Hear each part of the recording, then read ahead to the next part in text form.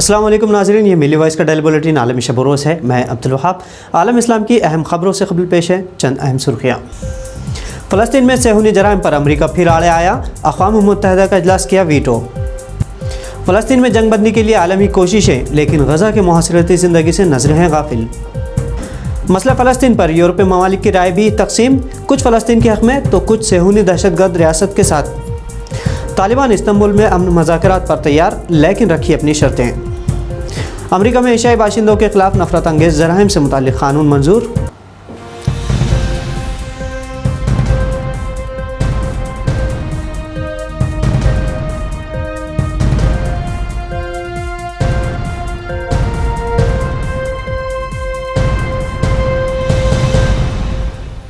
अब खबर तफसील से।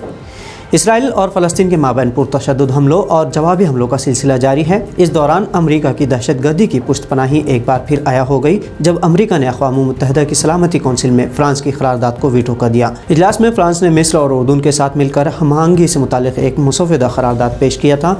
इसमें 3 मुतालबात पेश किए गए थे। नंबर 1 कि गोलाबारी का सिलसिला फ़ौरी तौर से ख़त्म होना चाहिए, दूसरा जंग बंदी का ऐलान किया जाए, और तीसरा अक़वाम मुत्तहिदा की सलामती कौंसिल इस संगीन सूरत हाल का नोटिस ले। इन करारदादों पर अमेरिका ने एक बार फिर वीटो करके सेहूनी जराइम की पुष्टपनाही कर दी है। इसके बाद अमेरिकी सदर जो बाइडन ने इसराइली वज़ीर-ए-आज़म नेतन्याहू से फ़ोन पर बातचीत भी की। फ़लस्तीन में जंगबंदी के लिए आलमी कोशिशें तेज़ हो गई हैं, लेकिन गज़ा के मुआसिरती ज़िंदगी से अभी भी आलमी नज़र गाफिल है। फ़लस्तीन के महकमे सेहत के हुक्काम ने कहा कि 10 मई को लड़ाई शुरू होने के बाद से अब तक फ़ज़ाई हमलों में 223 अफराद शहीद हो चुके हैं। बमबारी से सड़कें, इमारतें और दीगर इंफ्रास्ट्रक्चर तबाह हुआ है, जो पहले ही से इंसानी बहरान का शिकार है। ये हालात गज़ा को तबाहकुन मोड़ पर ले आए हैं। इसराइली हुक्काम के मुताबिक इसराइल में रॉकेट हमलों के नतीजे में 12 हलाकतें हुई हैं, जबकि इस दौरान भगदड़ मची है और शहरी जान बचाने के लिए महफूज पनागाहों में भाग रहे हैं। चीन ने मगरबी एशिया के तनाव में अमेरिका के किरदार पर तनकीद करते हुए कहा कि अमेरिका ने फ़लस्तीन से मुतालिक इजलास को वीटो करके सलामती कौंसिल को मफलूज कर दिया है। इत्तलात के मुताबिक चीन की वज़ारत ख़ारजा की जानिब से जारी बयान में गासिब इसराइल से फ़लस्तीन के साथ मुकम्मल जंग बंदी का मुतालबा करते हुए कहा गया कि इसराइल और फ़लस्तीन के मामले पर अमेरिका का किरदार मायूस कुन है। फ़लस्तीन पर इसराइली कब्ज़े के बाद से यूरोपियन यूनियन भी तशवीश में मुब्तला है, क्योंकि यूरोपियन यूनियन के लिए इसराइल एक बड़ा तिजारती पार्टनर की हैसियत रखता है।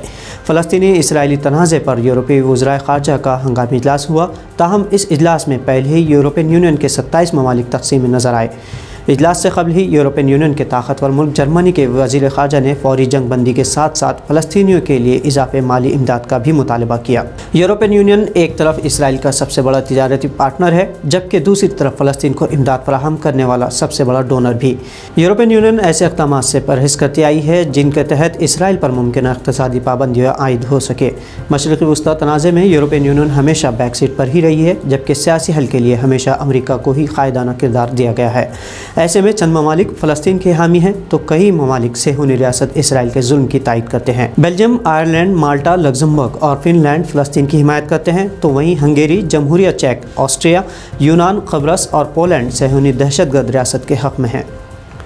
इधर तालिबान ने तुर्की की दारुल हुकूमत इस्तांबुल में होने वाले आइंदा अमन मुज़ाकरात में शिरकत पर आमादगी का इजहार किया है। ताहम तालिबान का कहना है कि मुज़ाकरात के ज़रिए अफ़गानिस्तान में मुदाखलत की राह हमवार नहीं होनी चाहिए और इस्तांबुल कॉन्फ्रेंस अफ़गान अवाम की ख्वाहिशात के मुताबिक मुनाक़िद होनी चाहिए। तालिबान तर्जुमान ज़बीउल्लाह मुजाहिद ने कहा कि मुज़ाकरात को किसी किस्म के तसल्लुत का बहाना ना बनाया जाए। ये अमन का मज़ीद एक मौका है और हम इसमें शिरकत करेंगे, लेकिन अपनी शराइत की बुनियाद पर। तालिबान ने आइंदा मुज़ाकरात में शिरकत के लिए 7000 तालिबान क़ैदियों और तालिबान रहनुमाओं के नाम अक़वाम मुत्तहिदा की ब्लैक लिस्ट से हटाने का मुतालबा किया है। इससे कबल इस्तांबुल कॉन्फ्रेंस 24 अप्रैल को मुनक़िद होना थी, जिसमें तालिबान ने शिरकत से इनकार कर दिया था। तालिबान का कहना था कि वो अफ़गानिस्तान से तमाम गैर मुल्की अफ़वाज के इनखला तक अमन मुज़ाकरात में शिरकत नहीं करेंगे। एशियाई नज़ाद अमरीकियों के खिलाफ तशद्दुद के वाक़यात पर काबू पाने के लिए अमरीकी कांग्रेस ने नए कानून को मंजूरी दे दी है। अमरीकी कांग्रेस में पेश किए गए बिल पर बहस के दौरान दोनों सियासी जमातों ने कोरोना वायरस की वबा के दौरान एशियाई नज़ाद अमरीकियों और बहरुल काहिल जज़ायर के लोगों के खिलाफ होने वाले हमलों में इजाफे की मजम्मत की है। ऐवान की स्पीकर ने बिल का खैर मकदम करते हुए कहा कि यह इक़दाम न सिर्फ वबा के दौरान बल्कि आइंदा बरसों में भी अमरीका में नफरत अंगेज़ जराइम से निमटने में मुआविन साबित होगा। सदर जो बाइडन ने इस कानून की हिमायत की है। यह कानून एक ऐसे वक्त पर मंजूर हुआ है जब कोविड की वबा के दौरान एशियाई अमरीकियों के खिलाफ बशमूल कत्ल के वाक़यात में इजाफा हुआ है। متحدہ عرب امارات میں غیر ملکیوں کو اپنے نام سے مکمل کمپنی قائم کرنے کی اجازت دے دی گئی ہے، جس پر 1 جون سے عمل درآمد شروع ہو جائے گا۔ یہ اقدام امارات تجارت میں نیشنل فرنٹ بنانے، تجارتی سرگرمی میں آسانی پیدا کرنے کی ایک نئی اصلاح کی کوشش بتائی جا رہی ہے۔ اماراتی خبر رساں ادارے وام کے مطابق وزارت اقتصاد نے بیان میں کہا کہ نئے قانون سے سرمایہ کاروں اور صنعت کاروں کو اپنی مکمل کمپنیاں قائم کرنے کی اجازت حاصل ہو جائے گی، اور غیر ملکیوں کو یہ سہولت فراہم کرنے کا مقصد قومی معیشت کو مضبوط کرنا، لچکدار پالیسی کے نظام کو فروغ دینا اور سرمایہ کاری کے ماحول کو عالمی سطح تک لے جانا ہے۔ متحدہ عرب امارات اب تک غیر ملکی سرمایہ کاروں اور کمپنیوں پر پابندی لگائے ہوئے تھا کہ وہ امارات میں اپنی کمپنی کے برانچ کھولتے وقت کسی مقامی شہری کو ڈیلر کی حیثیت سے شریک کرے، تاہم تجارتی کمپنیوں کے قانون میں ترمیم کے بعد یہ پابندی اٹھا لی گئی ہے۔ گوانتانامو بے کے امریکی حراستی مرکز میں سب سے پرانے قیدی سیف الدین پراچا کی رہائی کو منظوری دے دی گئی ہے۔ 73 سالہ پراچا کو 16 سال سے زائد عرصے تک القاعدہ سے تعلق کے شبے میں کیوبا میں قائم امریکی فوجی حراستی مرکز میں قید کر کے رکھا گیا تھا۔ ان پر کبھی باقاعدہ طور پر فرد جرم عائد نہیں کیا گیا۔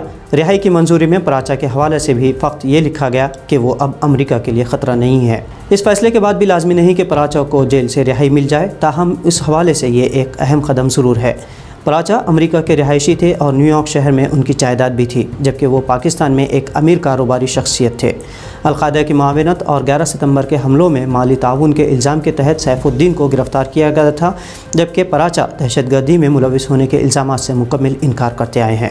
جو بائیڈن انتظامیہ اس بدنام زمانہ جیلوں کو بند کرنے کی کوشش کر رہی ہے۔ حالانکہ سابق امریکی صدر باراک اوباما نے اس جیل کو بند کرنے کا عزم ظاہر کیا تھا، تاہم ان کے دور میں یہ ممکن نہیں ہو سکا۔ اس کے بعد سابق امریکی صدر ڈونلڈ ٹرمپ نے ان جیلوں کو بند کرنے سے انکار کر دیا تھا۔ تو ناظرین، ملی وائس کے عالمی شب روز بلیٹن میں آج اتنا ہی۔ مزید خبروں کے لیے فیس بک، یوٹیوب پر ہمیں سبسکرائب اور فالو کرنا نہ بھولیں۔ عبدالوہاب کو اجازت دیجیے۔ اللہ حافظ۔